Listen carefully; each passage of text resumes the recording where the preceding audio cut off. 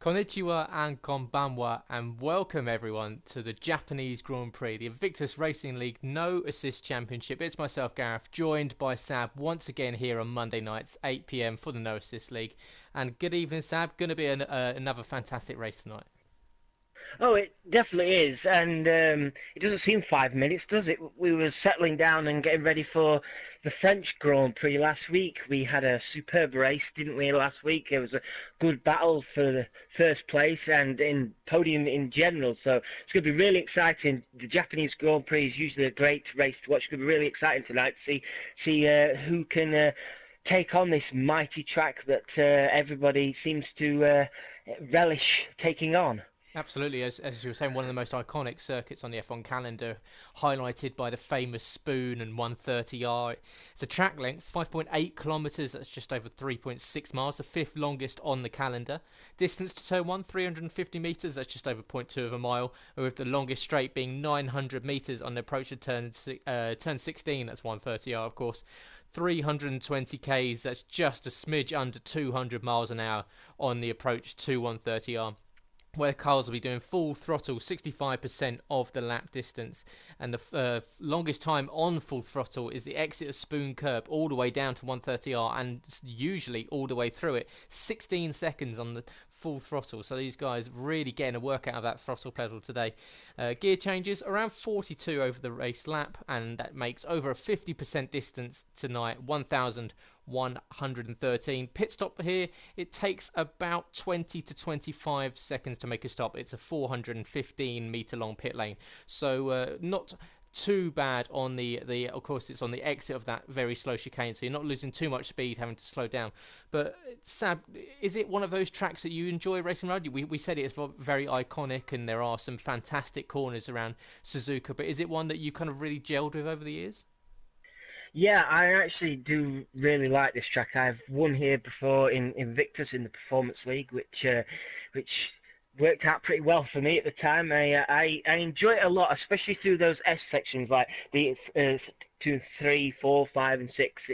It's good if you can get your setup right. It's a real good flow through there, and I don't know about you, but it feels so good when you can nail that properly, and it's so smooth and silky going through there, and you feel like you're really on a top lap when you're flying through this track. When you don't get it right, it can really bite this track, and you can find yourself being caught up very quickly around here. So it's one of those tracks that you've got to really be on it all the time, otherwise it is going to bite you hard. Yeah, absolutely. And of course, as you can see the picture on screen, it's the only figure eight circuit on the F1 calendar, one of the famous pictures that we see there on the circuit. And it's one of those tracks I find that, yeah, as you say, if you really nail a lap, it does feel good. But I feel, especially in that first sector, those S's, that's especially in qualifying, we'll be getting to very, very shortly.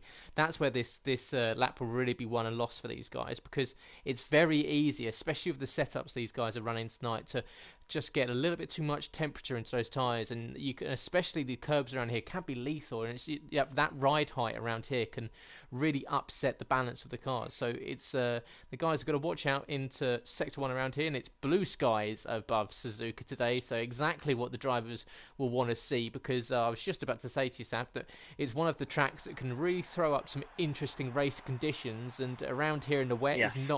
not one of the ideal for these drivers. No, definitely not. I've also driven around here in the wet, and it's use the word nightmare quite a lot around here. It can be really tricky, especially if it's one of those mixed condition races, what sometimes you tend to have around here, and you could be going round on the soft tyre, and if the rain catches you out, suddenly it feels like you're driving on ice around here.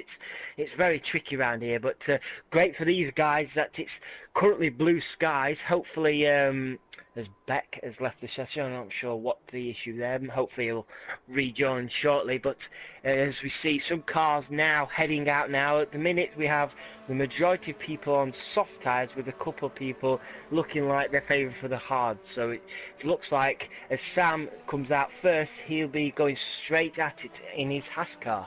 Yeah, both Hasses coming out line astern there, Sam and Scopefielder, and of course both of them have started off the season very nicely indeed. We're at the 25% distance in the calendar. It really doesn't feel like we've already had 4 races so far this season. And Sam of the Pitto, who of course teammates of Scopefielder, who took the race win last week, he's been very consistent over the early parts of this season and picked up a couple of I've picked up a couple. He's picked up 3 podiums in a row, so it's been a good start to the season for Sam. Yeah, it really has. And if you can keep that consistency up, and if you keep finishing in the podium places, you are going to run really close to winning the championship, aren't you? So he's doing what he can at the minute. He'll obviously want to get a race win under his belt, but if he keeps scoring those podiums, he's going to look very good for the championship towards the end of the season, as well as his teammate Scopefield in the Constructors' Championship. So both Haas guys, I mean, I have to say, probably one of the favourites for Constructors the way they're going at the minute, just on form and outright pace they've got in the first few races of the season. Absolutely, and as they come out on the exit of Spoon Curve there, and now it's that 16-second long blast of full throttle on the exit of turn 14, all the way down through 130R here, that sweeping left-hand corner, and you can see guys lose it a lot out there because it's all about getting your car as slippery in a straight line, but equally you'll get a lot of twitchy rear ends, and as the Haas cars wind up for their flying laps around here, and in fact we've got Boy Better Know, FPL Charlie, they're in the box at the moment on the hard tyres. It looks like they're going to go for their first lap. So usually you see the Mercedes out on track early, but they've decided to stay in the pit lane a little bit longer and let the Haas go out and set those early laps and just let the track rubber in ever so slightly, because it will be very green at the moment. But they're out there on the soft, so it's going to be the quickest tyre. Try and set the fastest lap time possible. We're on board here with Scopefielder going around the S's for the first time. Gets onto the curb on the left hand side there a little bit too much. It just unsettled the car ever so slightly, but back on the pace nicely there for Scope, and he can power through the rest of this first sector. 32.3 therefore. Kisses the outside of the first Degner very nicely. Second Degner can be very tricky. Don't want to run out onto that AstroTurf on the exit of the curb there. Now we'll get it slowed down for the hairpin at turn 11. Very nicely done there for Scope, and he has got a yellow in sector 1, possibly a slow car, but still on board here with Scope completing. I find this corner here also very tricky down through turn 12. Yeah. Lots of bumps. Can unsettle the car very easy. Now into Spoon Curve. Turn 13, turn 14, back on the power on the exit of turn 14 there. 4th gear through to 7th gear, all the way up to full speed, 300 kilometers an hour, 130R. Flick it to the left, now get it slowed down for that famous chicane. Of course, we saw Senna and Prost coming into contact with each other, and Scopefield, just maybe running over the, yeah, he did, he ran over the chicane there, so he's bailed that lap, but it's Sam of the Pitto who sets the first lap. It's a 1:29.1 for the Spaniard. Yeah, and he, just as he was going through the last chicane there, he took the bollard completely out, wiped it out. He says he's not having that standing on the track. He took as much as possible of the curb there, got the car through, set the benchmark. Let's be interested to see if people go faster. M. Doran has just gone a 1:29.4 in his McLaren. M. Doran, one guy who we definitely need to keep an eye on in qualifying. He's looked pretty good, hasn't he, in qualifying the last few races, and be interested to see how he gets along tonight as well. Yeah, absolutely. M. Doran, he's been very fast in qualifying. As SJD is going to come across the line, he goes up on second row of the grid so far. It's a 1:29.5, so relatively close at the front. Top 4 split by 0.4 of a second. Nick L.J. Thompson does a 1:29.9. Meg Luckby 1:30 flat there. Dragio does a 1:30.4 as the front runners are all bailing off to the side to let the others through at the moment. If you're joining the stream, welcome everyone. Hope you're enjoying it. Let us know if you want to watch anything, if you want to talk about anything. More than happy to get engaged with you lot. And who you rooting for tonight? Who do you want to see picking up the victories? And just highlighting of two things that we've got joining the league this week. We've got Simon 118, and Simon, who you might remember being the Boogster, so he's back in Invictus after a season out, so welcome back to Simon. And equally, CPI Alex, he actually currently leads the championship, so he's been quietly consistent, hasn't picked up a podium so far, but he's really using the advantage of the extra points for not running the racing line. And if you are new to Invictus, we run you're allowed to run the racing line and even though it's the no assist league, but if you do, you will get 4 points, or 4 points less than the guys that are running fully no assists. So it gets the incentive for those guys to run fully no assists. So CPI Alex Ab, he started off the season nice and consistently, and currently leads the title after 3 races. Yeah, and I think if I remember rightly in the no league chat, even he couldn't believe he was leading the championship. But like you say, he's run well so far this season. He's scored good points and proves that if you run without the racing line, that you can be right up there, fight for the championship. White Fountain, by the way, he's just done his first flying lap. It was on the hard tyre, but fortunately for him, he's the slowest of the hard running tyres so far, with a 1:31.4, so plenty of room of improvement there for White Fountain. Oh, a nice different at the top. We've got MJ Coop in the Red Bull. He's done very nicely, a 1:29.171 at the moment. He's the fastest of the first runners out as they do their initial laps on track. 19 thousandths of a second faster than Sam, who did, of course, that 1:29.1 to start off the session. You look down through the grid as Beck's also put himself up onto the front row of the grid. It's a 1:21.3 for him, so Beck in the Toro Rosso will be happy with that for a banker lap. CPI Alex, as we were talking about, he's gone up onto the second row of the grid in 4th position. It's a 1:29.421 for the Ferrari driver, whilst his teammate Speed Queen, who's been very quiet so far this season, currently sits in 6th. Yeah, she has. For her standards, I totally agree. She has. She'll not be happy with just picking up the tail end of points. She'd much rather be where you usually expect to find her, in and around those podium places or even winning races. So clearly she's probably just finding her feet still within this league, within this game, and hopefully we see her progress throughout the season and get quicker and quicker and see the Speed Queen we all know and we all love watching her on action. Simon, I was just about to point out, he's out on track now. He's just about to start his first flying lap in his, I nearly said Force India, in his Racing Point car. So it'll be interesting to see how he does on his first flying run this evening. Oh, Scopefielder straight to the top of the standings with 1:28.7. The first driver to drop into the 1:28. Got that final chicane locked in much nicer this time into turn 16, turn 17. Got a really good run out of the final corner and managed to just not get the car unsettled by the bump on the exit of turn 17. He goes pole at the moment, 0.4 of a second faster than MJ Coupe, as we've got the only one on track is Simon in the Racing Point. He's out there doing a flying lap. It's a 32.4, the first sector for him. So that's a good first sector for the Racing Point. But looking down, White Fountain, as you say, slowest of all, 1:31.4. Unfortunately, he kicked the rear end out pretty hard on the exit of turn 17 there. So he lost a whole bundle of time, but it's looking pretty tight at the top. Apart from obviously Scopefielder's got that 4/10 gap, we've got a nice grouping of cars in the low 1:29s, which really puts us in good stead for the end of this session, doesn't it, Sam? Because obviously we don't want you don't have one person dominating. It's always good to see the guys kind of lapping at a relatively consistent pace. Yeah, definitely. And one thing I did notice is nobody's really fancying the medium tyre, are they, at the minute? It's all either soft or probably hard. The Zyman has just jumped up to 4th place, 1:29.2. That's a pretty good first lap for him. He'll expect to probably go quicker, so it'll be really interesting to see if he can jump that car up near the front row or even onto pole position, as it's M. Doran. He's gone off just in front of Zyman there. M. Doran's gone off. He's just hit the wall now, so not sure what happened there, but an issue for M. Doran. He'll be wanting to come straight back in with that front wing damage. Yeah, the McLaren currently sitting in 7th position at the moment, just on board with Meg Lugby. Disc brakes glowing orange on the braking point for turn 10 and turn 11 at the hairpin. They're now into Spoon Curve, getting the Red Bull turned in. He was just under a tenth faster on his first sector. Now it's that blast down towards turn 16.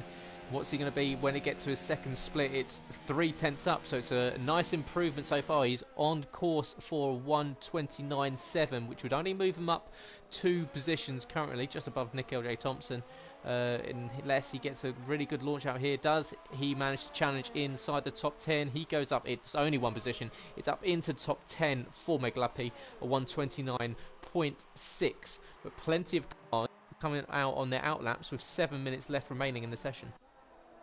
Yeah, I'd like to point out as well that both the Mercedes, they are way down the grid at the minute as far as they're concerned. 12th and 14th at the minute. You've got Boy Better Know Scott. He's currently now on a new lap for himself. He'll be obviously wanting to go much quicker. He's just currently gone 4/10 faster in the first sector, so he'll definitely be jumping up from 14th, but definitely not where the Mercedes want to be right now. No, absolutely not. And I was looking at the practice times that Scott was doing last night, and he absolutely, well, he took pole position and did very nicely in the race indeed. So it's not like he's not particularly done well around here. Of course, he won in his debut in the No Assist Championship 2 seasons ago here at Suzuka, and so currently sitting in fourth. It's not the greatest of laps for himself. FPL Charlie, his teammate, sitting just ahead of him, and unfortunately for Nick L.J. Thompson, just caught on board with him about 30 or so seconds ago. He just lost it on the exit of the second Degner as they went underneath the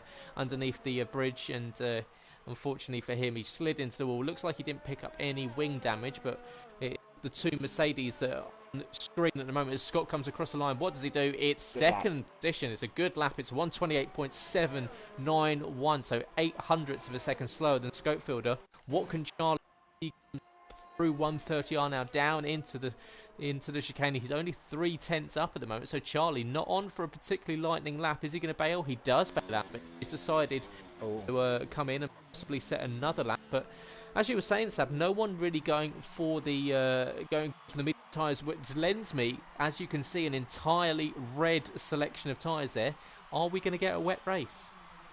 That's what I was thinking, I was thinking, do people realise that we're going to have a wet start to the race, and they're just trying to get the cars as far up the grid as possible, because nobody seems to be going for an alternate strategy of a longer run at the beginning of the race. So like you say, it could be a case of we might have a wet start to the race, or simply the fact that the slower tyres just aren't giving the guys the enough grip and performance round here to get themselves high up the grid. It's very interesting to see. Usually we see one or two guys going for the alternate strategy, but tonight a sea of red.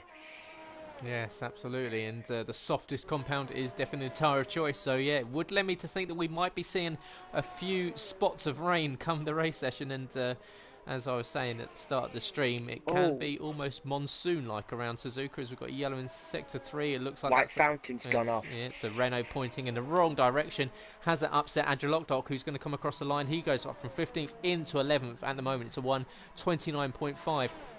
So a lot of the drivers getting into the 129s, and unbeknownst to us, we missed that one. Speed Queen up onto third at the moment, second row. So the Ferraris have locked out row 2 at the moment. That's much better from Speed Queen, and as we were saying before, she's not quite been at the races so far this season. I'm sure getting towards the front end of this grid will give her a real confidence boost, which is something that hopefully, as Adrilokdok is going to. How he managed to hold on to that one, I do not know, but he just about holds on to it on the exit of turn 7 there, and into turn 8 into the Degners. But yeah, as I was saying, Speed Queen, she really needs that confidence boost after not performing probably up to her own standards in the first few races of the season.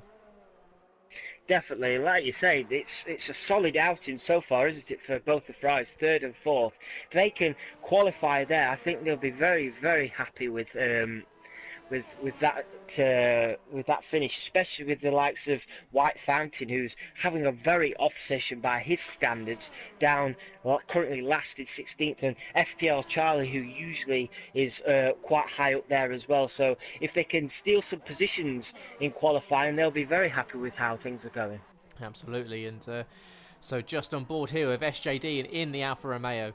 Gold helmet for him as we now get into the S sections, the first sector of the lap, and sweeping side to side, left to right from turn 2 all the way to turn 7. Turn 7 I find very tricky, easy to run out onto the rumble strips there, and the rumble strips immediately become grass and gravel, and of course tyres do not like that at all, and SJD goes 600ths of a second faster over his first sector, so 600ths of a second. That's still maintaining position. We've got just over 2 minutes left to go in the session. A lot of drivers now starting to make their way back out on track for their out laps, and I'd expect to see the majority of the rest of the pack also out on track. So it's going to be SJD who's probably going to be setting this final lap, I imagine. Oh, he gets a huge tank slapper on the exit. A Spoon there. How he managed to keep the throttle pedal down there is incredibly brave from the Alpha driver. He's on full throttle. He's just under 3/10 faster now through 130R. Pedal flat to the floor, braking down. Luckily, doesn't lock up the front tyres at all. Nice run through the final chicane. How's he going to stick with that? He does get over that bump. You can see the car and the front wing moving. It's going to be 3.1 or 0.3 of a second faster. SJD up into 8th place. Yes, and look at that, the amount of cars in the 129s, it's incredible to see, isn't it? And now, this is going to be really fascinating now. You've got nearly all the field out on track at the minute, all wanted to try and improve. You've got people like FPL Charlie and White Fountain out, you would say, out of position at the minute. Can they jump themselves up to the front end of the grid? It's going to be fascinating to see, can Schofield improve on his 128.7? I cannot wait to see if there's going to be even any traffic, because there's a lot of guys out there now, all on their out laps, ready to go for their final run, as Schofield now crosses the line to start his final run. You've also got Boy Better Know out there also wanting to improve, so lots of action hopefully in these last few seconds of qualifying. Scott now at Spoon curve at turn 13, turn 14, sweeps all into one. Now it's that long blast all the way down to 130R. And Scott, let's see what he does at his second split. Is he going any faster? He needs to make up a 10th of a second. He's just about going to be matching Schofielder's time. It's going to be so close come the end of this lap. Can he get himself on pole? The time is going to expire in 2 seconds. That's it. We're done for qualifying. These are going to be the final laps. What does Scott do? He comes across the line. He does take pole by 0.128 of a second. Great lap there from Scott. He managed to pick up an extra about 600ths of a second in the final etchings of that lap. Schofield, he's out on track. He's at Spoon. Can he go any quicker? Speed Queen, he's currently going quicker. He is. So yeah, it's going to be a battle between himself and Scott for the pole position. Can Coop and Sam, who are in 5th and 6th at the moment, do anything about it? Because the two Ferraris, they currently are just about currently locked out the front row. Sam goes across, does a goes 4th, sorry, and that splits the Ferraris. Nick L.J. Thompson up to 6th position. Now, what can Schofield do? He's going to come across line. Can he take pole off of Scott? He does. It's a great lap there. 128.3. What a lap from the Swedish driver. 0.3 of a second faster than Scott. He currently sits on provisional pole. Who else is on track? We've got MJ Coop. He's going slow. He's not going any faster in 7th. Simon's going to come across the line. He's up into 3rd position. Great lap there from the Racing Point with a 128.7. White Fountain drops in just behind him and makes it 4th place for the Renault driver, 128.8. And who else we got? We've got Beck 9000. He's on track at the moment. Can he improve from his 11th place at the moment? M. Doran was also out on circuit. They're the last two to cross the line. Do we see Beck? No, Beck's going to bail out of that one, so he's not going to improve. M. Doran is in the pit lane, so that is qualifying done and dusted for the Japanese Grand Prix, and it's Schofield that takes this one.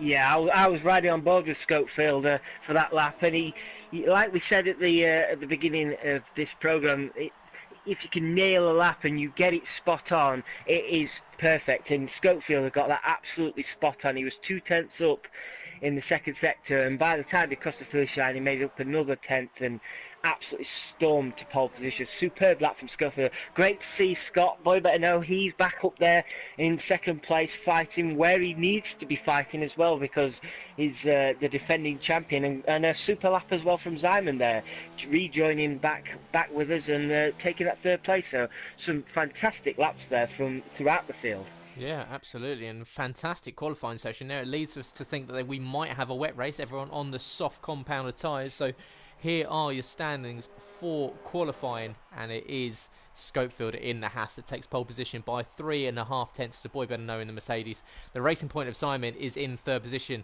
and then we've got White Fountain in fourth. Speed Queen is in fifth alongside Samuel Pito in sixth. CPI Alex in seventh with Nick LJ Thompson in eighth position. MJ Coupe is in ninth with SJD 1988 in 10th, Beck 9000 in 11th with Meg Luppy 12th, M Doran in 13th with Andrew Lockdock in 14th, Dragio in 15th, and a surprising FPL Charlie down in 16th position, having set only one time, and that was on the hard tyres, so couldn't quite lock in a time on the soft. So surprising there from it is a dry session.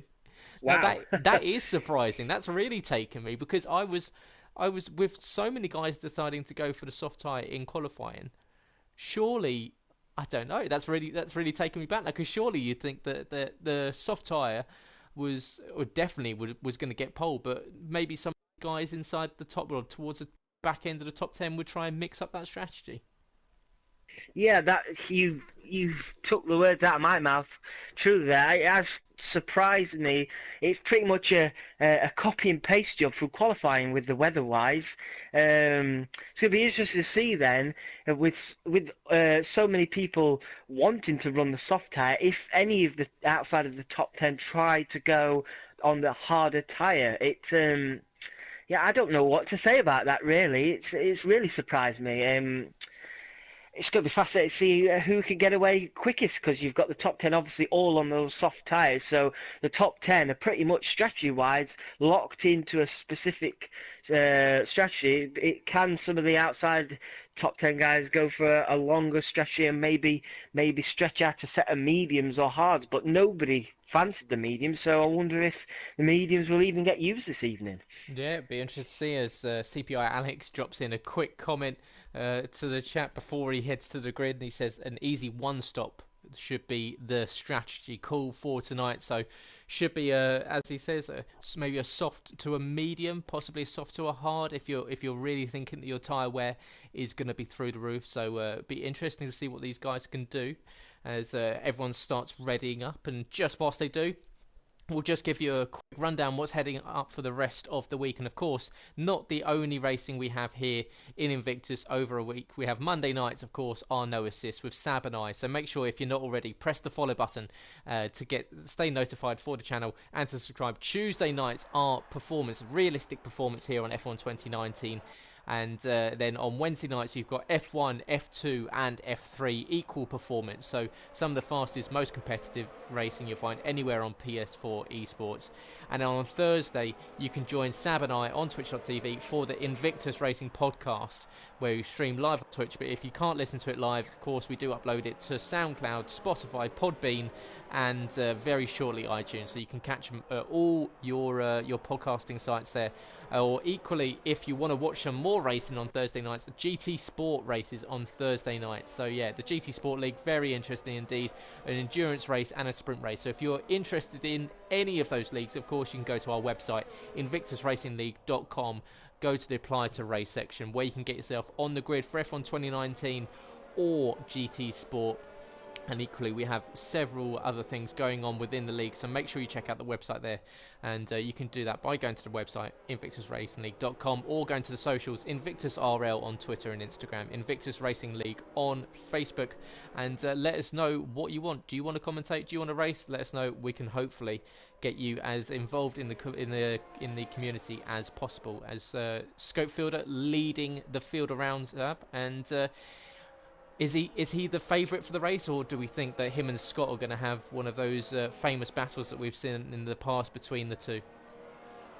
I'd like to see that, but I can't rule out Zyman. You know, he's looked pretty handy in third place. It'd be interesting to see if his race pace is up there with Scott and Scopefielder. I was just looking at the outside of the top 10, by the way. You've got Beck 9000 starting in 11th on the hard tyre, with Meg Luppy on the medium tyre in 12th. M Doran's, well, both McLarens have opted for the soft tyre in 13th and 15th, with Adgelop on the hards in 14th, and Charlie in last position on the medium tyre. So a mixture of strategy there for the the guys on the outside. Be interested to see if Beck 9000 can make any positions up early on the hard tyre and really upset some strategies of the guys ahead of him on those soft tyres. Absolutely, as Schofielder slows the grid right down on the end of this formation lap and possibly playing a little bit of mind games on everyone, just slowing the field right down, trying to catch a few drivers out, and they now make their way along the grid slots to their allocated one. Of course, Schofielder will line up in the prime pole position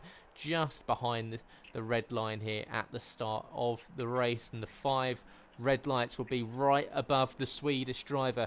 Can he get a good launch off the start line and start this race in sensational style, or will we see Scott scythe up the inside going into turn 1? We will find out very, very shortly. We've got 3, 4, 5 red lights. Pause, engage, go. It's a great start there from Scott. He looks like he's pulled alongside, but no, it's a great start from White Fountain. Look at from 4th place, he's gone up into 3rd. He's going to try and go around the outside. It's a good start from Schofielder, but it's White Fountain who's challenging Scott down into turn 1 and turn 2. White Fountain, he's going to sweep on the inside. He gets up into 2nd position. Great there start from the Belgian driver. He's up into 2nd. Scott drops down to 3rd.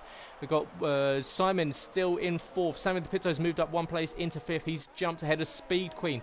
Behind, Andrew Lockdock's move ahead of M. Doran. Beck 9000, we've got an instant behind us, yellow in sector 1. Is that Dragio or was it MJ Coop? MJ Coop dropping down quickly now. So possibly an incident at the start there for MJ Coop, but there's still a battle going on between White Fountain and Scott, nose to tail as they enter their hairpin at turn 10 and turn 11 for the first time. Scott right into the gearbox of the Renault. He's going to try and go side by side with him around here. Now this is very tricky because it's so bumpy on the outside, and White Fountain's going to really feel the effects going into Spoon. They're bang wheels going into Spoon. Who's going to come out best in this? Just about staying on track, but these two starting off the race in fiery style. Yeah, well, if this first lap's anything to go by, we're going to be in for one hell of a race. Unfortunately, further down, we've had a few incidents, mainly involving MJ Coop. He's lost out badly. Beck 9000 also lost out badly. He's now down in 16th place, which is promoted FPL Charlie from the back of the grid to 13th place. So, yeah, sorry. Some banging. Sorry, Sab, just to interrupt you there. Scott, with an absolutely audacious move, got a superb launch out of the final chicane and went round the outside of White Fountain into the down the main straight, and now White Fountain is trying to come back at him around into turn 1. But what a move from the reigning champion, and no assists. And Scott, fantastic move to start the race. But what this has done is look at the gap that it started to form between Scope and Boy Better Know. It's 1.6 seconds after 1.5 laps.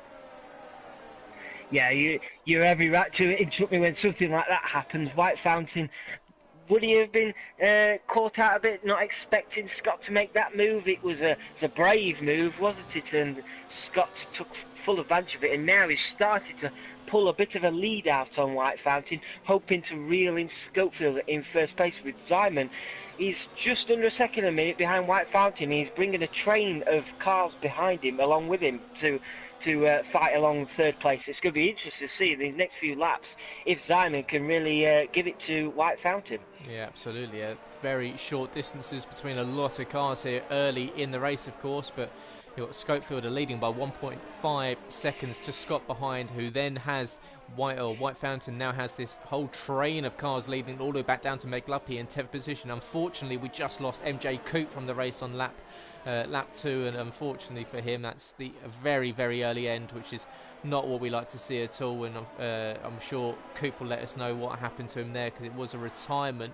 Looked like in sector 1, so not sure in the pit lane or not. Scott, fastest lap, DRS is enabled, so now it means that he has to make up that 0.2 of a second if he's to get any closer to get into DRS detection of Schofielder. But you've got this nice battle forming behind, and DRS, of course, will be enabled on the exit of, I believe it's the exit of Spoon at turn 14, just about, and then down the main straight. So actually, no, it's not down in 130i anymore. That used to be there, but yeah, it's now just down the main straight. So it does mean that these guys really have to stay kind of within contention of each other, because the main straight, it's very bumpy. It's very easy to unsettle the car, and we have seen in the past that turn 1, it's not. I don't know, Suzuka's not one of those tracks that really promotes overtaking, I find. No, I agree. It is tough around here. If you can find a place to overtake, you're doing very well. One DRS zone round here, so like you say, we have to get running close to the car ahead to really try and take advantage of the DRS zone across the start-finish straight. It's going to be interesting to see shortly because Simon is only half a second behind White Fountain, and White Fountain is more than a second behind Boy Better Know. So White Fountain might be under a little bit of pressure coming up from the cars behind, who are all going to be having DRS. Absolutely, and yeah, it's a great start to these races. And we've got a nice little train for me. It's Sammy the Pitto. He's right up behind Simon now. DRS wide open for the Haas car. Is he going to try and send it to the inside? Simon covers the inside, so Sam's going to have to go around to the outside and then try and cut back inside. In fact, Simon, he's gone deep into turn one. It almost collects the rear end of White Fountain in front. So the Swede there almost getting it wrong and gifting the position to Sam. But what that has done is bring Speed Queen back into play here, and Speed Queen just tailing the rear end of these guys and just waiting possibly for someone to make a mistake, and very easy to do around Suzuka. But yeah, Simon just holding up possibly the guys behind. You can see there's a bit of a break now between himself and White Fountain. White Fountain slightly behind, and yeah, it's a good start for Simon though on his return to the league, and racing in the Racing Point, and I'm sure he'll be looking at picking up some early constructors points after missing the first few races. But looking back through the field now is Nick L.G. Thompson, another strong performance at the moment, running in 7th and still in this trail of cars, and Nick, very impressive to start the season. Yeah, definitely, and he'll be looking to try and take advantage of any instance or any running wides or anything like that ahead of some of the guys ahead. Speed Queen, like you mentioned, you can never rule her out, can you? Despite a tough start to the season for her, you can never rule her out, as we've got a good move there from Sam. Sam down the inside of Simon. Sam taking full advantage there, straight up into 4th spot. Great move for Sam, as Simon now will have pressure from Speed Queen behind, and Simon's also trying to put pressure on Sam down into turn 1. He's not going to quite be able to do it, as Speed Queen just out of reach as well. So a super move there from Sam. That promotes him to 4th. Yeah, Sam side by side with Simon through 130R. Fantastic racing for the two, not even banging wheels. Very, very calm and respectful between two. You got a yellow in sector 2 at the moment. Someone lost it in the second sector. It's gone quickly, so looks like we're back up to racing speed. No issues so far, but look, that's White Fountain. 3-second time penalty for the driver in 3rd position at the moment. So worst case scenario for White Fountain, because he's the first driver to pick up a penalty, and it is one of those tracks around here. I think track limits can be very inconsistent around here, and unfortunately it's White Fountain that's the first one to fall foul of it, and he's now, what's that, 7/10 of a second. He's got Sam catching up behind him very, very quickly. So the gap is shortening between the field, and we've still got this nice little battle going on between, all the way from 3rd down to 8th position now, with CPI Alex bringing up the rear end before SJD sitting just off the back of him, but then SJD dragging M. Dora and Meg Lugby around with him as well. So a lot going on in the early stages of this race. Definitely. At the front, Schofield is slowly building a gap, isn't he? It was up to 1.7 seconds. White Fountain tailing off slightly, isn't he now? 2.1 seconds behind Scott in 3rd place. He's kind of forming a train now, because Sam, he's going to start to get friendly with the rear end of that Renault soon, and he'll be dragging along Simon and Speed Queen, and even Nick along for company. So at the minute, White Fountain started to form a Renault train round the S sections of this track. You've got a yellow in sector 2, and I believe it's Dragio. Dragio's just retired, unfortunately, from the race, and the McLaren driver will be gutted with that, because he did very nicely in practice last night. Unfortunately, it hasn't gone as well for him tonight, and he retires from the race. A yellow in sector 2. There are the yellow flags on the light up boards there. Where is it? Where has he lost the car?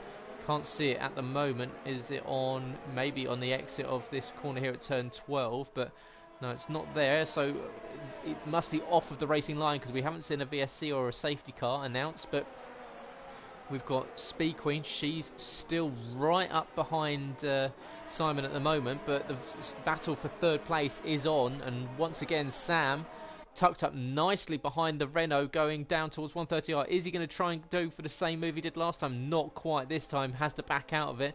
But Sam, as we sit in the helicopter cam down into the final chicane, and White Fountain just shut the door on Sam there and said, you're not going to go around the outside of me and do what you did to Simon. And White Fountain maintains third position. We're 7 laps down of 27. Of course, everyone on these soft tyres is Sam, very, very quickly changing direction there. Really caught out the Renault driver. Quickly flicked from left to right. Got down the inside. Sam up into third position. Good move that from Sam. He's a man on a mission, isn't he, at the minute? Just ahead of Sam, Scott has really tumbled the times down to Schofield. He's got his sights well and firmly on Schofield now. It's down to 0.7 of a second. He's under a second. He'll be in DRSO the end of this lap, as we've got a yellow in sector 1 as Simon is off the track. It's White Fountain and Simon. Oh, it's all three. So we've got wing damage, severe wing damage for the Racing Point. Speed Queen, she's missing the front right end plate of the Ferrari. Simon is down there. White Fountain is also down with wing damage as well. So there must have been an incident between the Belgian driver and the Swedish driver and the Brit of Speed Queen, because all three have got wing damage. And this is surely this is a pit stop at the end of this lap for a set of hards, because it's very kind of worked out in the worst, because I'm all on prescribed strategies and would want to run a little bit longer into this race, but White Fountain, unfortunately, along with Simon and Speed Queen, that's effectively ruined their races. But look at it, it's promoted CPI Alex, Nick and SJ up into 4th to 6th. So I'd love to see what happened back there, 'cause that's a lot of. Yeah, as Nick, I don't know if he picked up wing damage, but Nick, he's just picked up a 5-second penalty for speeding in the pit lane. I don't know if he picked up wing damage, I couldn't quite tell, but Nick has just come into the pit lane, and along with Speed Queen, who you expect to come into the pit lane. So big changes at front. Like you say, I'd love to have seen what exactly happened there. Nick does have a front wing change, so unfortunately for him, that has now dropped him further down to 10th place at the minute. So that's unlucky for him. But that also now promoted his teammate SJD up into 5th place with, like you say, CPI Alex in 4th. Yeah, would like to see what happened back. Unfortunately, we were sitting on board with the race leaders, as they're very, very close up front, and we just came off board of White Fountain. There must have been an issue between the Belgian in the Renault and the drivers behind, because if he picked up wing damage, he must have made a mistake somewhere and collected several drivers behind. So it'd be very interesting to find out what's happened there. But Scott, as you were saying a few laps ago, closed up that gap to Schofield right up, and we're now at 0.4 of a second, and the Mercedes. And this is where we get to the stage in this stint where who can look after their tyres the best, and the tyres, especially as Scott is getting much closer down towards chicane. Does he look to a move? He's going to look at the outside, and he's going to get a much tighter line through both apexes. Does Schofield bail in this lap? No, he doesn't. So both trying to stick out on track, but Scott is going to this and around the inside line for the Mercedes. He moves up into the race lead, and this is a little bit of a tyres a little bit better than Scopefielder. Yeah, Scopefielder, I think he might have just took too much life out of those tyres early on. He seems to really be struggling now. You would imagine that he will be diving into the pit lane at the end of this lap. He's now started to lose time over Scott quite considerably quick at the minute. It's already up to half a second. Scott at the minute looks like the fastest man on the track and probably the favourite for this race at the moment. Yeah, so what is the case here? Does Scott come in and try and shut off any undercut from Scopefielder? And now that Scopefielder has lost the race lead, does he box this lap and trying to get a little bit of extra grippers? We're just on board here with M. Doran in a nice little battle between Meg Lugpy and Meg Lugpy, following the Alfa Romeo of SJD in 5th position. So it's good positionings for SJD and Meg, sitting in 5th and 6th at the moment. M. Doran, of course, in 7th in the McLaren.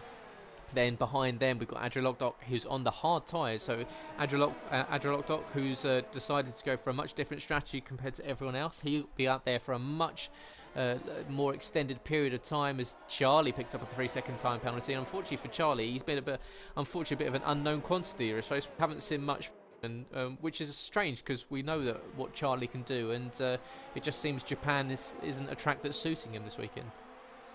No, but he's took advantage, hasn't he, of incidents ahead of the field, and currently sitting in ninth on those. I think it's on the medium tyres, which he is. So he could come very good towards the end of the race. Scopefielder and Boy Better Know didn't pit, so they are obviously trying to eke as much life out of these soft tyres as possible. Scopefielder seems to have recovered some pace. He's got it back down to 0.4 of a second now behind Scott. So at the minute it's touch and go between the front two of the minute as Speed Queen sets a new fastest lap on a 1:32.4 on the red soft tyres. So she will definitely have to pit again because she's already started on those red tyres. Yeah.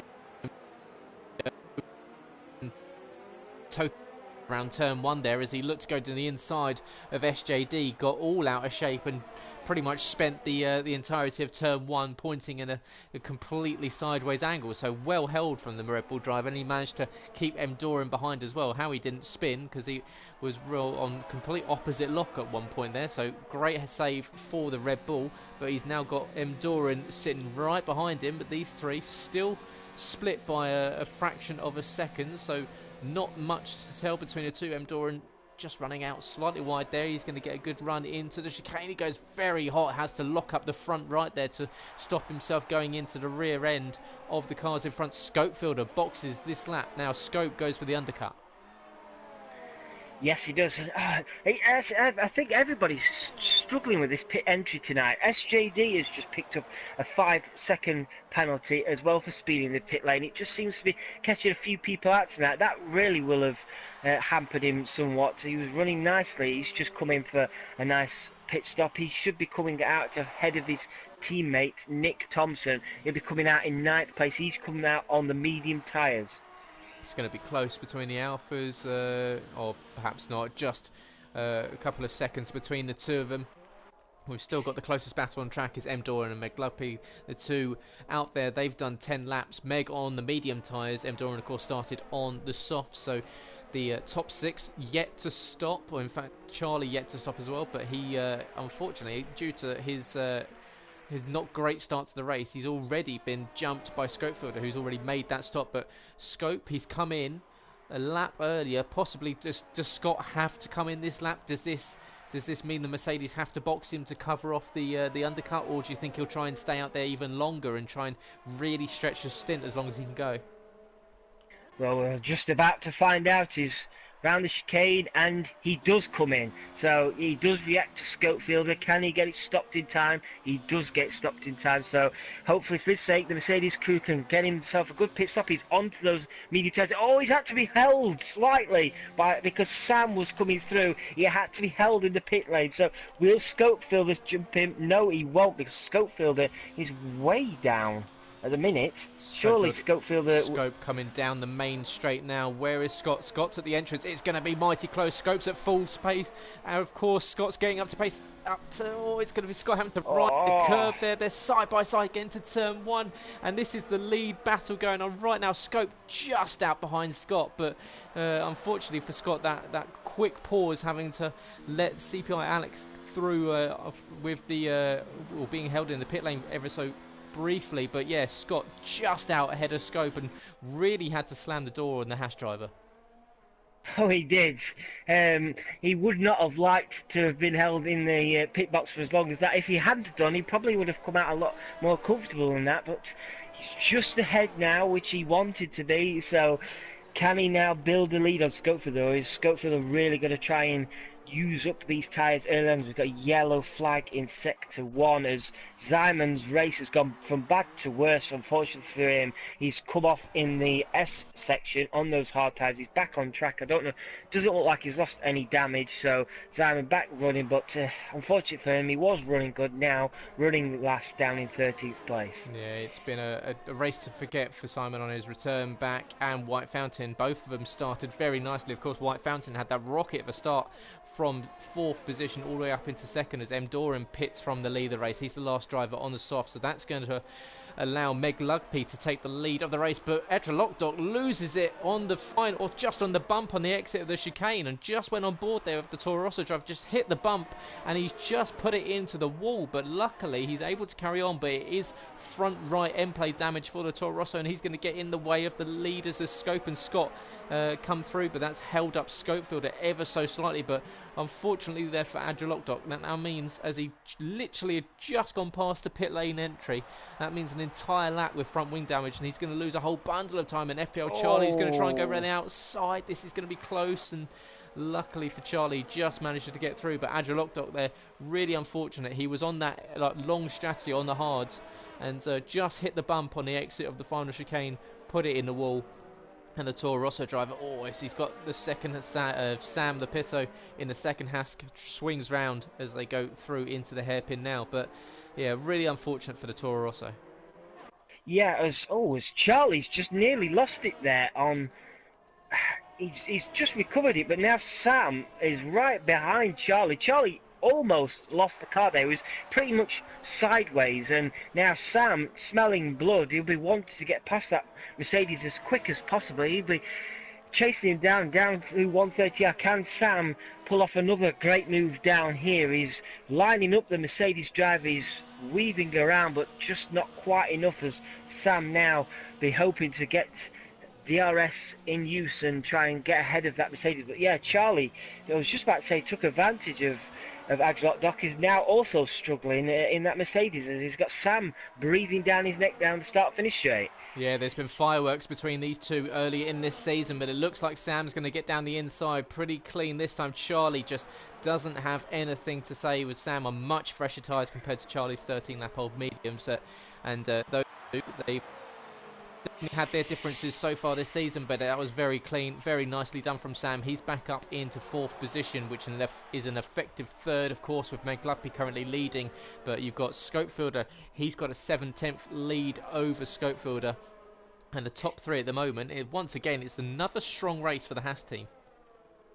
Yeah, they seem to be the team to beat, don't they, at the minute? 3rd and 4th, you would think Scopefielder would be wanted to try and pass that Mercedes. He'll be very frustrated he allowed Scott to get past him early on in the race. He's 0.2 of a second now, so it's as close as he has been since Scott came out of the pit stop. So going down to 130R now, Scofield will be wanting to try at least to unsettle Scott heading down to 130R. CPI Alex picks up a 3-second time penalty, so very close now. 0.3 of a second between Scott and Scofield. They're headed towards the DRS zone. Yeah, of course, Scott on 1 lap fresher tyres, so he's got that slight advantage, but it looks like Scopefielder at the moment has got the pace advantage, because Scott, he's let the Swede get back into DRS detection, and there you go, that flap in the rear wing opens up for Scope, and can he send it down the inside going into turn 1? Scott covers off the inside, he's going to send Scope round the outside, and that's not really an overtaking position. Scope's going to have to try and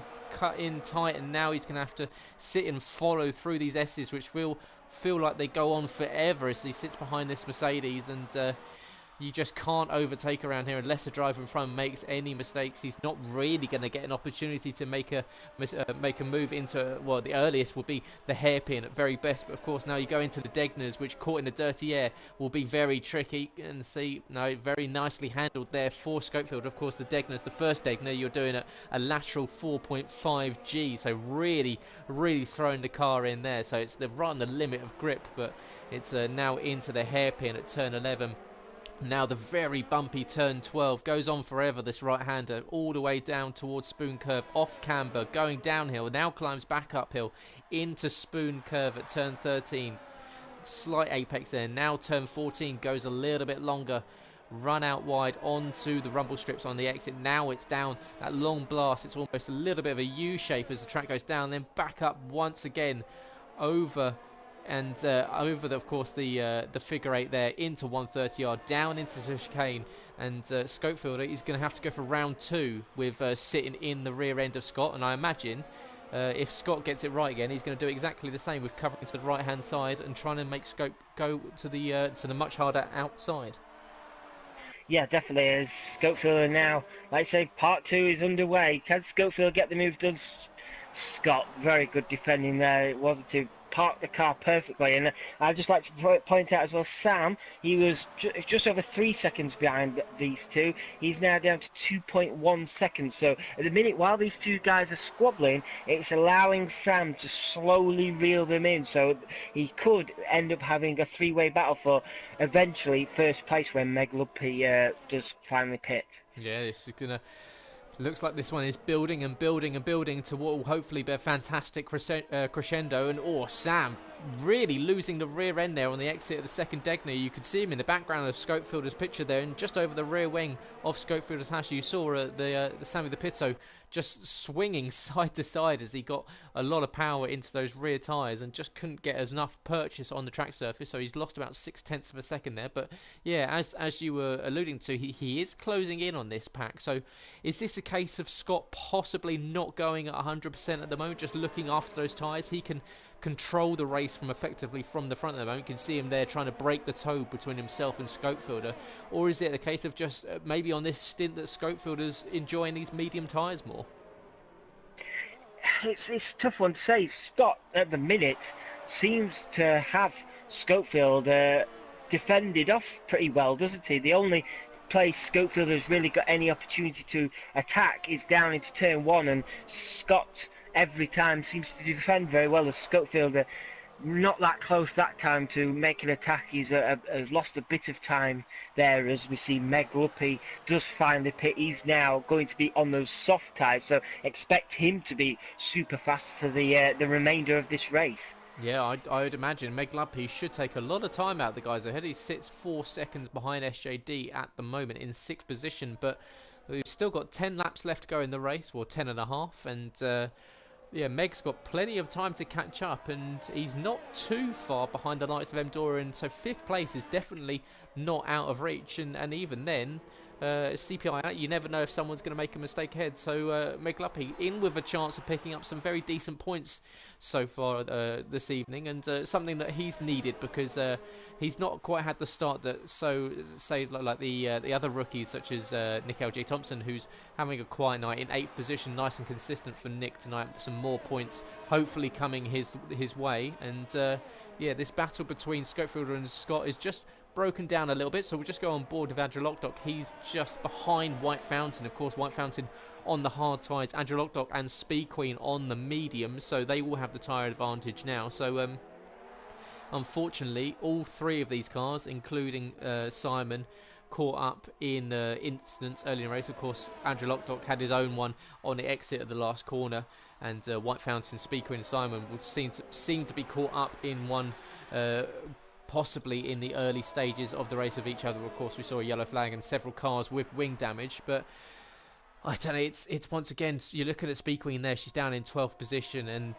she's going to be entering the 20 or the quarter part stage of this this season, and really not with much to show for it so far.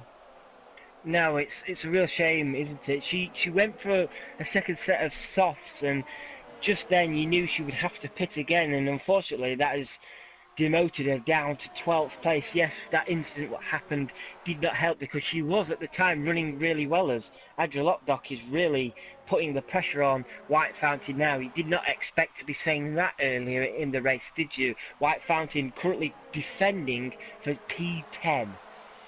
Yeah, White Fountain not enjoying the same race that he has had earlier in the season. Of course, he's picked up podiums so far this season and a race win in Monaco, where he absolutely dominated. So yeah, it's not the race to remember for White Fountain, who unfortunately is carrying a little bit of an injury tonight, and for as he showed earlier, a really nasty blister on the hand, which I'm sure several drivers won't be too envious of when you're using a wheel or even using a pad. That slight uncomfortable feeling can really put you off when you're enduring a 40 or so minute race long session.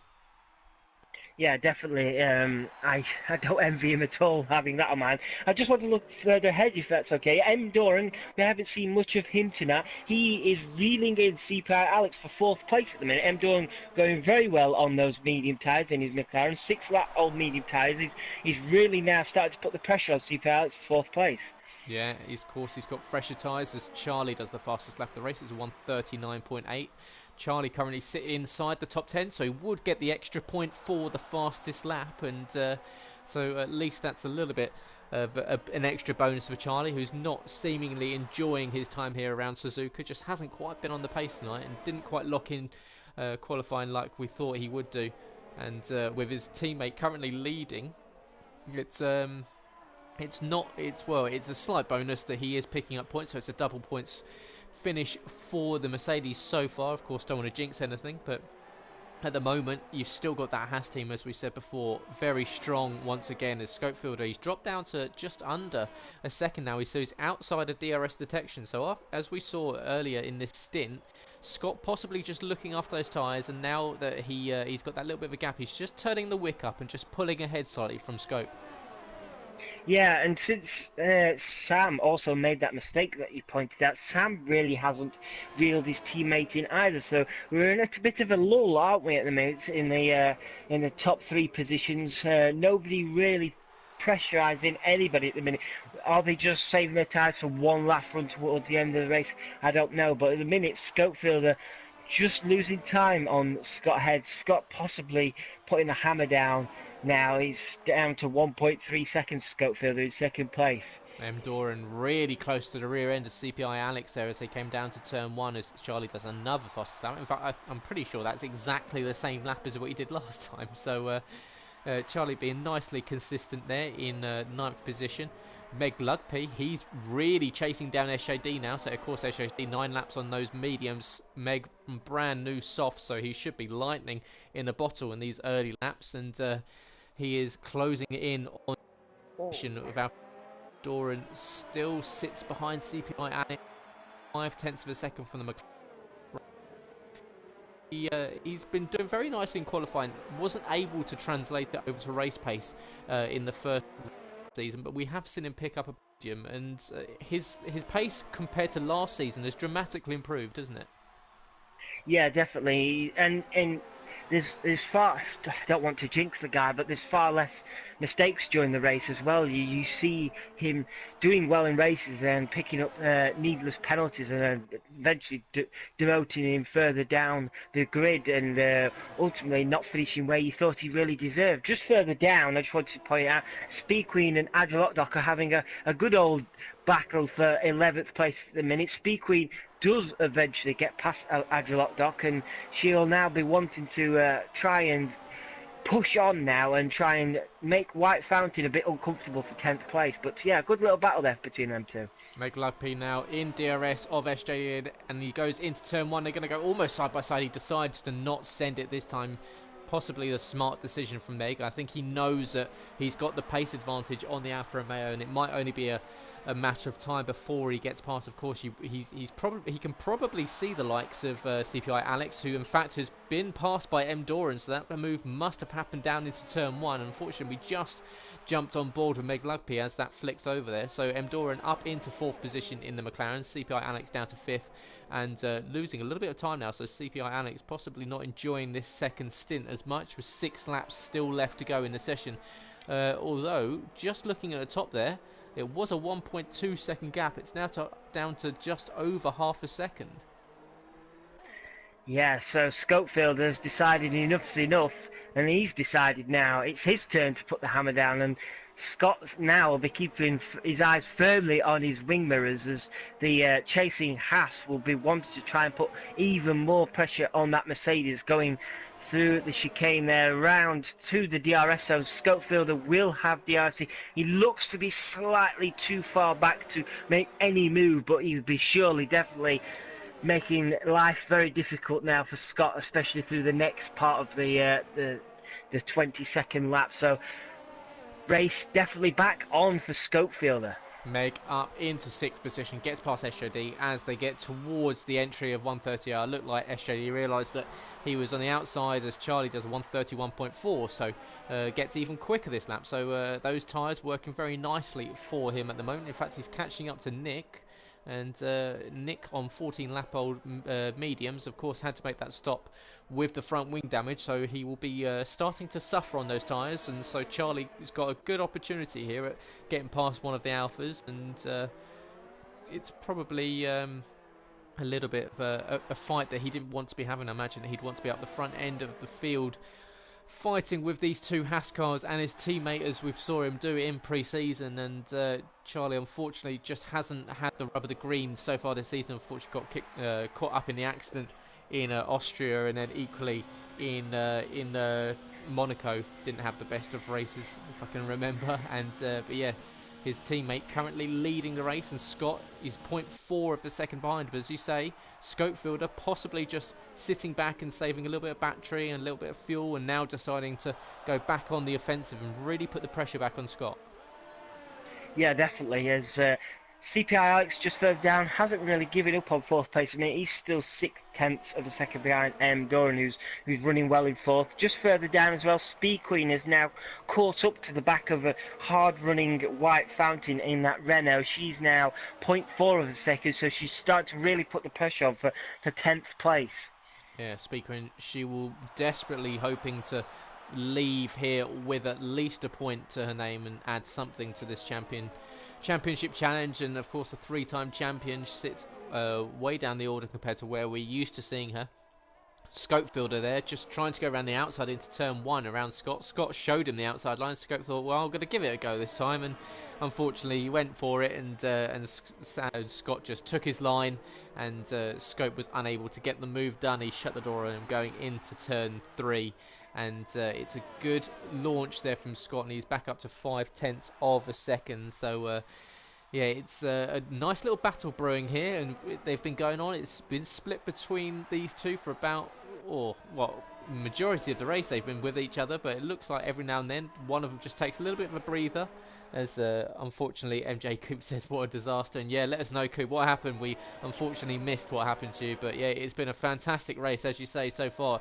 Cracking battle over the lead at the moment. The Scopefielder, this is probably the closest he's been to Scott so far. Nose to tail, that rich energy front wing, almost reprogramming the gearbox and the Mercedes ahead. And now he's got the DRS wide open. He's going to be much closer. Now he goes to the outside. Does he have enough room to sweep around the outside? There's going to be, it's going to be ever so close, and he's still going to try and stick with it. Scott runs him out wide, but he's going to have the inside line. No, he doesn't. Scott once again just maintains the lead. These two have an absolute fantastic battle up for first position. Yeah, they pretty much traded paint there, didn't they? They was absolutely fantastic. No one giving an inch between the pair of them, and yeah, that was fantastic. That is a great advert for our league and this league in general. It just shows the willingness from Scopefield to try and get past them. The great defending from Scott, and neither of them taking each other out. And Scopefield must be getting a little frustrated now behind that Mercedes. He's giving everything he can possibly give to try and get past that car, and Scott is pulling out some great defensive work tonight. Yeah, Scope dropping down to 0.8 of a second now, so possibly after that little attack there, just deciding, as I said before, just take a little bit of a breather, just refresh the battery. He's got 3.5 laps left to go of the race, and just possibly just taking 1 lap off, preparing yourself for a final 2-lap challenge for the race lead. And of course, both drivers yet to pick up a penalty that I believe, so of course anything for either driver right now will pretty much call curtains on the race victory. It's been a, let's have a look. Yeah, NJ Coop says they lost car on the exit, the Casio Triangle, the chicane at the end, then crashed in the pit lane. Not ideal, but unfortunately another learning curve. But you come back stronger as usual, and we've seen from several drivers that unfortunately sometimes you don't get the luck. And unfortunately for Coop, it was a very early bath for yourself this evening, joined by Drajo and Beck 9000 down a rear end, and unfortunately for the likes of Zyman, he's equally had an unfortunate race, had that incident early in the session, and then had a little bit of a spin, what seemed to be I believe on around lap 14 or so. We've got a yellow in sector 3, can't see anyone falling down the timing at the moment. Is it a lap? Can't see it's quickly gone there. So yeah, not sure who that was. Possibly an incident at the last corner or so. Someone running over the final chicane. Could have been the likes of White Fountain or Simon. We've still got this battle over Scopefielder. Scope now back up to 6/10 of a second behind Scott. We're on 25 of 27 laps, so it's going to come down to probably a last lap shootout would be the right word between these two. And FPL Charlie now 4/10 of a second behind SJD, so he's managed to get into this nice little Alfa Romeo sandwich, and he should look to clear. Like he's probably not going to get CPI Alex on track, but I believe that that Alex has a penalty for speeding in the pit lane, so they might promote Meg up into 5th position, so the Red Bull might be pretty handy with that one. And now we're on the penultimate lap of the race, Sab, and Scope versus Scott. Where's this one going? Well, I will answer in a second as FPL Charlie just gets a better run out of the final corner on SJD, and FPL Charlie jumps up with the faster tyre up into 7th place. But going back to what you were saying, just based on Scott's superb defending so far, he's just managed to keep that Haas behind and frustrate that Haas, and at the minute I cannot see anything but a Scott win. I could totally jinx him now by saying that, but at the moment there's nothing really to show to me that Scott can lose this race unless he makes a mistake of his own, because every time Scopefielder has that opportunity to overtake him down into turn 1, Scott has done exactly what he needs to do to keep that Mercedes in the lead. Yeah, it's a great race for Scott, and we've now got this battle. It's going to come on to the last lap of the race, and Scopefielder now about 0.3 of a second behind the Mercedes. He's probably going to have 1, possibly 2 more opportunities to get a move done, and he's going to try and look to the inside. You can see there, just letting Scott know that he's there for this final lap, that he's not going to be able to take the pressure off and relax for 1 iota. And now DRS enabled, he's going to be right in the slipstream of the Mercedes, and once again Scott's gone to the inside. He's going to try and make Scope to go around to the outside. Scope's going to have to try and stick with it this time. Scott takes a much nicer line, squeezes out to the outside, doesn't let Scope through. So now is that frustration of Scopefielder as he has to once again sit behind Scott and these sweeping S-bends. You can see just how close, and there is the rear end, and he can probably remember from memory what the rear end of that Mercedes looks back as he closes his eyes tonight, because he's been that close to it all race long. And now we get into the Degners. Don't pick up a penalty in these last lap. It would be absolutely heartbreaking for both of you if we saw either one of you picking up a penalty. But down into the hairpin now, no one locks up. It's a nice line there from Scope. Got a much tighter apex there, but Scope 0.8 of a second, so he's lost a little bit of time. So it's trading off now. So is he just saving up that battery for that one final long blast down through 130R? He's going to have one more opportunity to get a move done, and that's going to be down this straight into the chicane. Doesn't look like he's going to be close enough unless Scott is really suffering with battery and power, but I imagine he's saved up everything. You can see Scott harvesting on the straight there, so possibly just saving up a little bit, but it looks like the Mercedes driver is going to come across and take the victory. We've got Simon sets the fastest lap of the race with 1:30, just about steals it off of Charlie, so there goes that 1 point bonus. But it's going to be Scott who comes across the line and takes an absolutely blistering win ahead of Scopefielder by half a second. Sammy the Pitto makes it another double podium finish for the Haas cars, and what a race between Scope and Scott. Yes, definitely. As we're just having Meg come across the line 9.6, he does jump CPI Alex for 5th place. So a superb race for Meg in that Red Bull. He runs very, very nicely into 5th place. As Nick LJ Thompson got a 5-second penalty for unserving a penalty. He finishes down in 9th. White Fountain looks like he's fended off Speed Queen nicely just to pick up the final point, which you definitely didn't expect him. Oh, as he's dropped down, he must have had a penalty. So Speed Queen, in fact, has nicked 10th place off of White Fountain. So definitely a race to forget for White Fountain. So yeah, congratulations to Scott. Boy better know he's back with a bang. He's back where he believes he should be, ahead of ahead of the entire field. He leads ahead of Schofield and Sam. Again, the two Haas guys having another superb race. Sam in the podium once again. But yeah, superb battle there for the win, and congratulations to Scott. Yeah, superb battle, as you say, and really, really fun race to watch. So make sure you check out the race back on YouTube if you want to watch it once again. And of course, it'll get uploaded hopefully as soon as the stream is over. And yeah, there are your final finishes is Andrew Lockdock and Simon that finish just outside in 12th and 13th position, unfortunately. A race to forget for those two, and it was Andrew Lockdock, as Coop said, that had the spin that caused that yellow flag late in the session. But it's Boy Better Know, SB, otherwise known as Scott, our reigning champion, who stands atop the top step here in Suzuka, just where he picked up his first win in Invictus 2 seasons ago. In his debut, he does it once again and picks up his first victory of the season, and I'm sure that will be very much needed after missing the race previously. So back with a bang for Scott.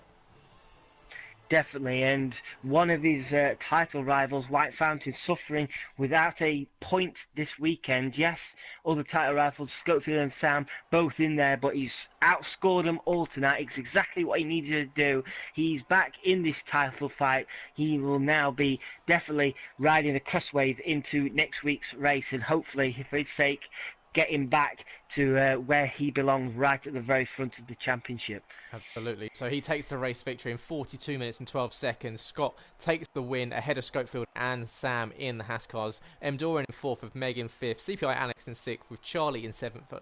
SJD and Nick L.J. Thompson make it Alpha 8th and 9th. For Speed Queen picking up the final point in 10th. White Fountain, Andrew Lockdock and Simon finish up in 11th, 13th. Unfortunately, we lost Beck, Dragio and Coop early in the session. And Sab, it was one of those races that really promoted what we've seen, some fantastic racing. It really did promote just how fantastic these guys are when it comes to battling each other. Definitely, and like I said early on in the race, that very near overtake for Schofield are really showing what Invictus Racing League's all about. Really close, hard racing, but neither of them taking each other out. It was superb battling, superb opportunity for Schofield, but Scott, with all his elbows out and everything else possible out, and he was unable to. Schofield, I should say, was unable to get past that Mercedes. It was a great advert tonight of showing good close racing, good battling, and some great overtakes as well.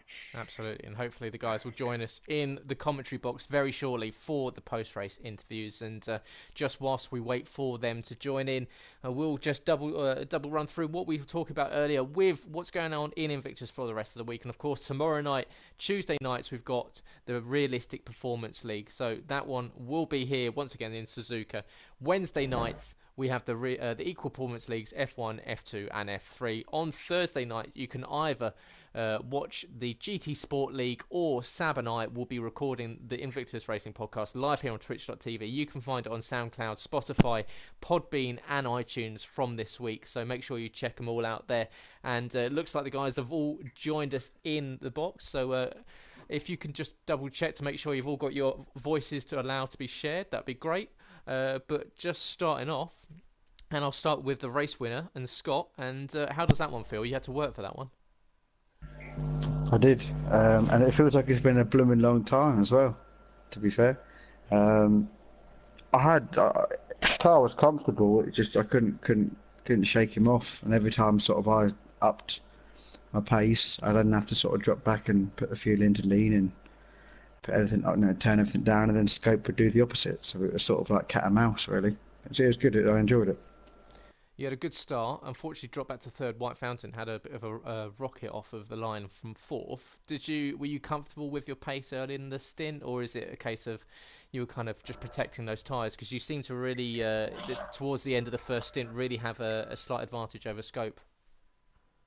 Yeah, for some reason, I actually really like the feel of the car when it's, heavily ballasted with fuel and the tyres aren't quite up to temperature. I like that feeling, but this time it sort of didn't feel like how I wanted the car to handle. So I sort of took a few laps just to get into it, and I could see Stope had pulled like a 2-second lead or so on the first lap, and I thought, well, hopefully, his tyres might just go off before mine did. And I thought, well, I'll just take my time, 27 lap race, just go from there really. And then I sort of kept looking at the lap times and looking at the sector times, etc. And I could see that I was catching him by about 3 tenths a lap, and I had my fuel, the ERS on 0. So I thought, well, I must have the pace, so just keep it at that, and then work at it. And obviously come out of me on top.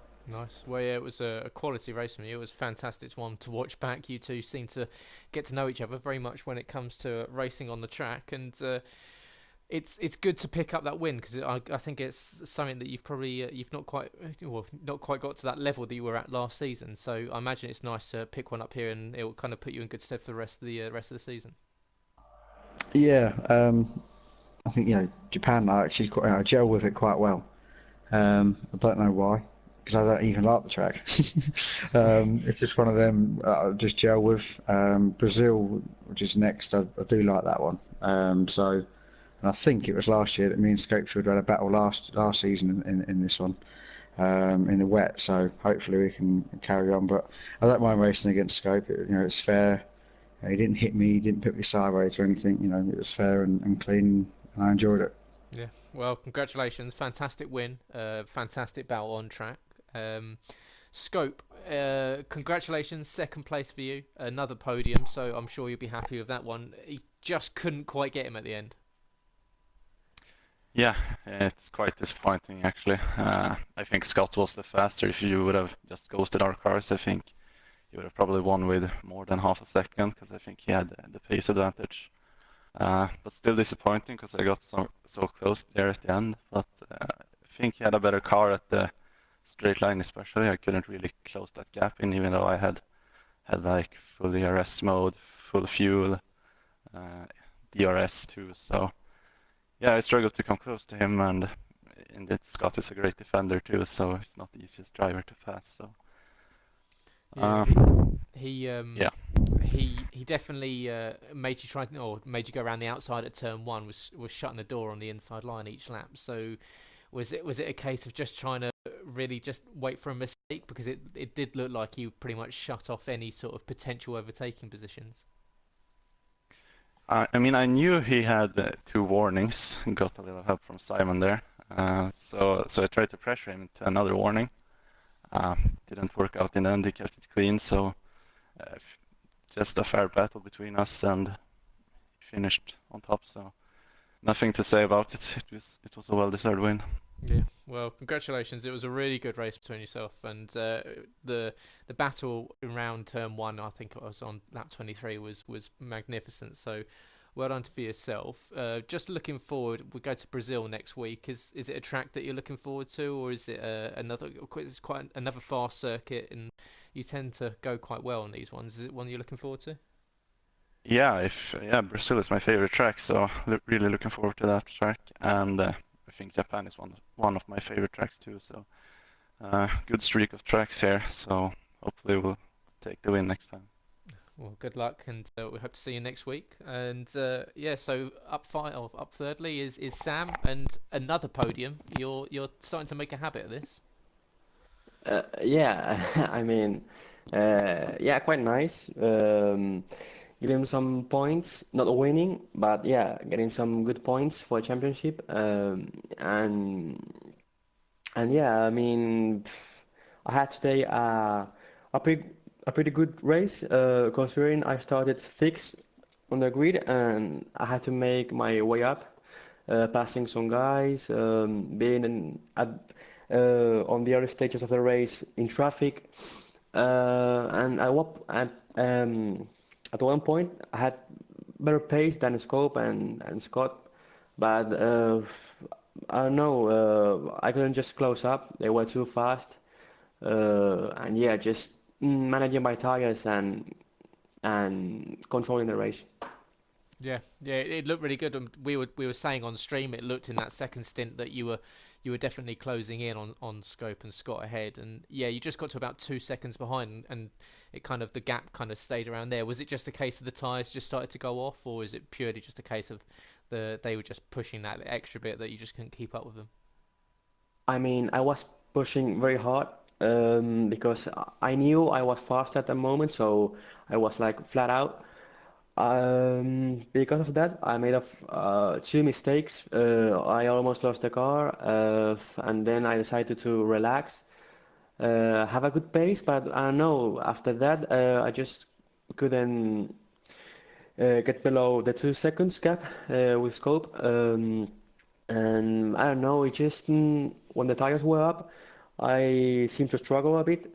I'm a bit faster on new tires, it seems, but yeah, I mean, and Japan is a quite a challenging track, sorry, and yeah, I mean, I hope Brazil gives me the first win, and yeah, let's see. Yeah, well, congratulations. Great fight back. There's another double podium for Haas as well. So great points in the Constructors' Championship. I believe that moves Haas up into P1 in the Constructors as well. So just going back for a final question to Scott. And yep, as you said earlier, it's Brazil next. Are you looking forward to it? Yeah, yeah, I am. It's a good track. It's just very difficult to. Well, I feel it's quite difficult to overtake. Really, there's because the infield section of the circuit is so tight and twisty. You you don't really at this stage in the championship now. You're sort of 4 or 5 rounds in. You don't want to be doing sort of late moves and locking up and taking wings off now. You want to be sort of consecutive, point scoring positions. Get your top fives in.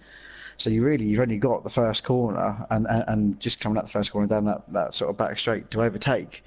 The rest of the time, it's either wait for a mistake or sit behind them. I think so.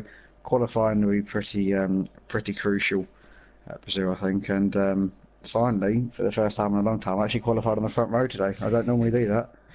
Yeah. Sam Well, took my space for the first time, so it was a great qualifying session between yourself. We couldn't work out who was going to get between yourself and Scope, but yeah, Brazil another one that can always throw up some interesting weather conditions as well. So looking forward to that one. So thanks everyone, thanks guys for joining us for this stream tonight and in joining us for the interview. So you feel free to leave. We'll just be wrapping up the stream now, but congratulations and good luck next week for round 5.